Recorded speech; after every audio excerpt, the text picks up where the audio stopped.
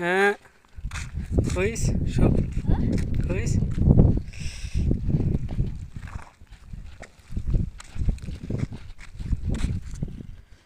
Football খেলতেছে ওনার দুইটা ছেলে, আর উনি উঠ রাখতেছে।